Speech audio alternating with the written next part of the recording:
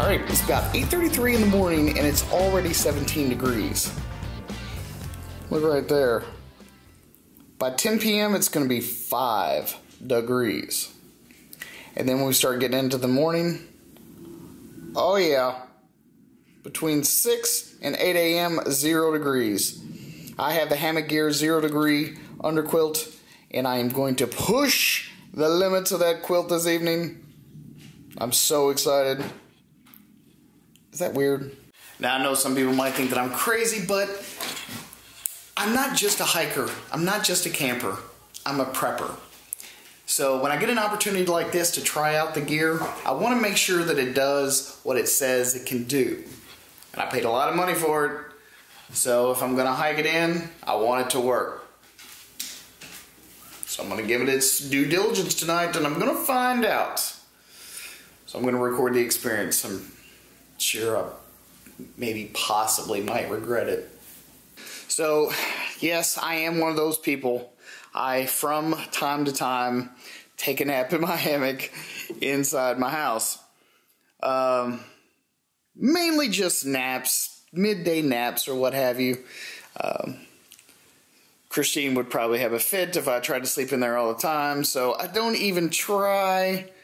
But I tell you, it's super comfortable, and eventually I hope that we can move to hammocks full time. But I just recently built this new Poly D 1.2 12-foot hammock. Wow. This thing is awesome. Now, I know that a lot of people are moving toward the longer hammocks anyway. I think 11 feet seems to be the consensus about where a lot of people enjoy sleeping. But I've completely bucked the system and just went on ahead and went for 12, because the way I look at it, if 11 is comfortable, then 12 has just got to be even more comfortable, right? So this will be my bedding. Hammock gear. This is the 20-degree burrow in the chocolate brown color. It's only a 20 degree, but it's a versatile top quilt that I can use in just about every season, and I can always supplement with whatever I'm wearing. The underquilt is the Hammock Gear Incubator in the multicam. So far, I've been nothing but comfortable in this underquilt, but 0 degrees is 0 degrees. I mean, that is the rating on this quilt. You know, some people just wouldn't even try to push it that low, but I'm not going to use anything else other than what I can either put on my body or what I would normally carry with me out into the woods. So since I'm going to be hanging here at my house, I can bail out if I want, but I thought that this would probably be a good test of what the 0 degree incubator could do. Now, generally, I'm a cold sleeper. And being a cold sleeper, I don't usually like to push the limits of my gear because I'm a big wuss. So, and I'm a creature of comfort. I love to nest. I'm going to be staying out there with probably this down vest, and I've also got my down jacket that I'm probably going to wear. And I'm probably going to wear it backwards too. Is that weird? I mean, I figure that if you compress your down in a sleeping bag, the same thing probably happens with a jacket. So I'm just going to put it on backwards and sleep with it that way. I think that'll work. I don't know. It'll be a new thing for me, so I will give it a try, though. So, since this is pretty much going to be like, I'm just going to bed, right? So, I'm going to wear only what I would take out into the woods and just wear to bed. So, I'm going to wear some of these lightweight military silks, both top and bottom. I'm also going to wear the midweights, the top and the bottom. And I don't have my socks here, but I'll probably only wear one pair of wool socks. I might take one extra pair out there just in case. But this is similar to what I would normally take with me out in the cold woods. So, and I'm going to have my down jacket. And being the prepper guy that I am, I usually carry 2 down jackets. One for either pillow or just one for extra wind breaking capabilities. But it also adds just another little extra layer of insulation. So if I need it as a pillow, it works good. If I need it as an extra layer, it works fine. And it only weighs about 10 ounces. So out in the woods, warmth is a big thing. And 10 ounces is not that bad when it comes down to you either living or dying of hypothermia.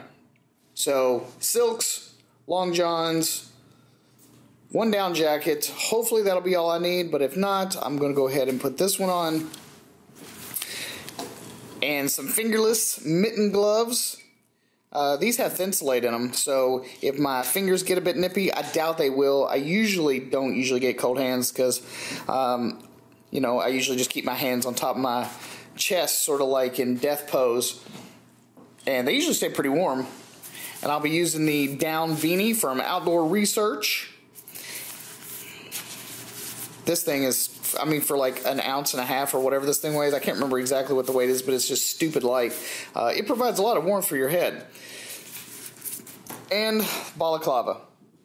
I don't know if it's going to be very windy or anything, but I tell you what, just having this little nose piece around your nose and you not having to breathe that just blisteringly cold air, I mean, makes all the difference in the world. So if you don't have one of these yet, dude, check those out. I mean, they're cheap.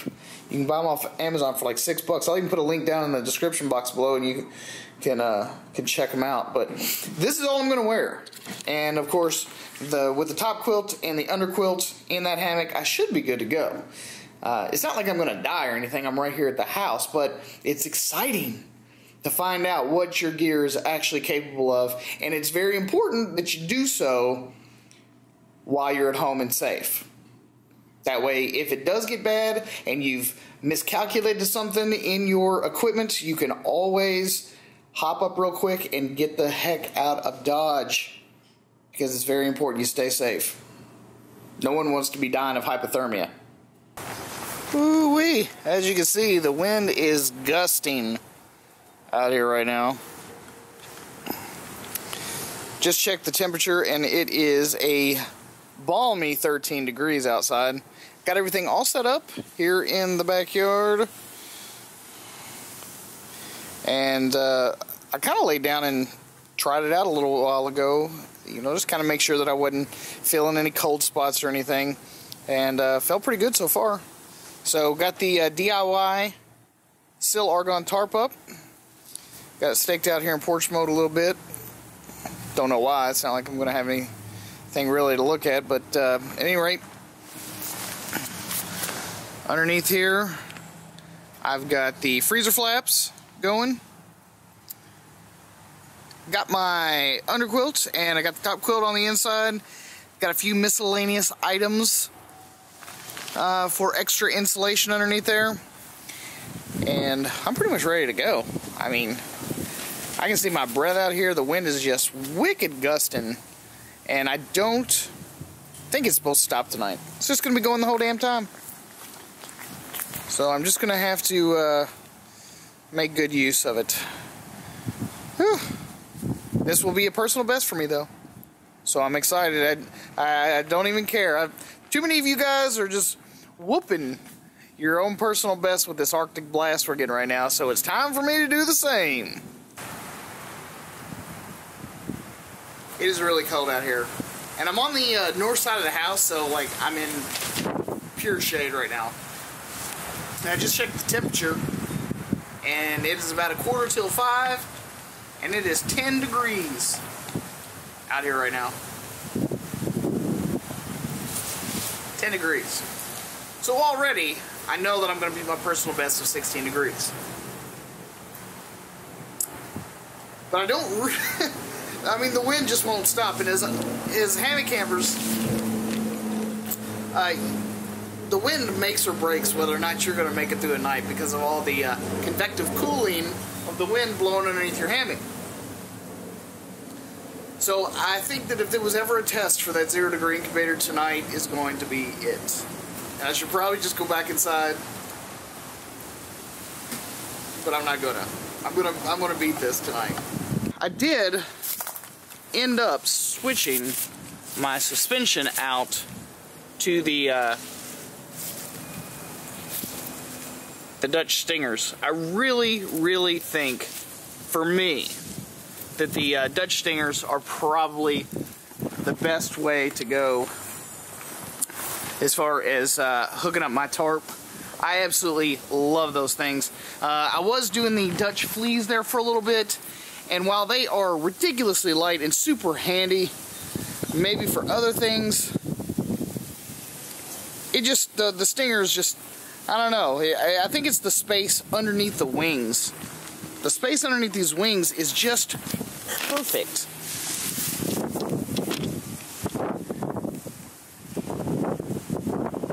For getting this lashing up underneath there and getting it out. The fleas were a little bit of a pain in the behind to get under there and get off of me, especially when this blustery cold. It is just absolutely rancid trying to get your stuff unhooked and packed up.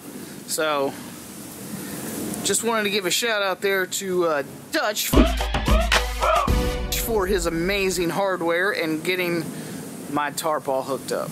Okay, so one last update before it gets too dark to film.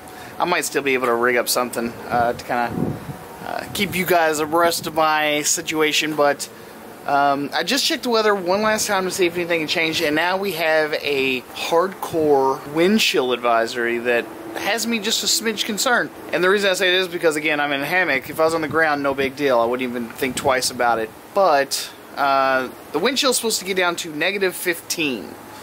And I don't know that the quilt is going to be able to handle it, so I brought an extra piece of gear outside just in case. Let me show it to you. This is the Gossamer Gear pad. I believe this is the 1/8 of an inch, 1/4 of an inch maybe. I think this is 1/4 of an inch. Closed cell phone pad, and I've got it. It's a lot bigger, but me and Christine, we cut it and split it between the both of us, and I'm probably going to end up supplementing the quilt system with that just in case it gets too cold tonight. I'm hoping I don't have to use it, but better safe than sorry, yeah? I'm really hoping that the quilt is sufficient all on its own, because the actual temperature is in fact only going to be 0. And I'm not really for sure how wind chill will affect the quilt's performance. So we'll see.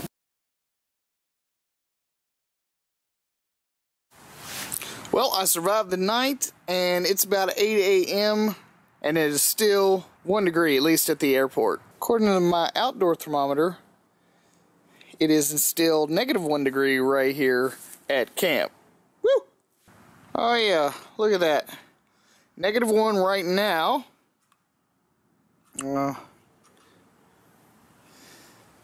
That was the highest it has been out here since midnight. And look at that! -2. Not only did I beat the crap out of my personal best, I went about a whole extra 2 degrees more than what they were calling for. So I am super stoked.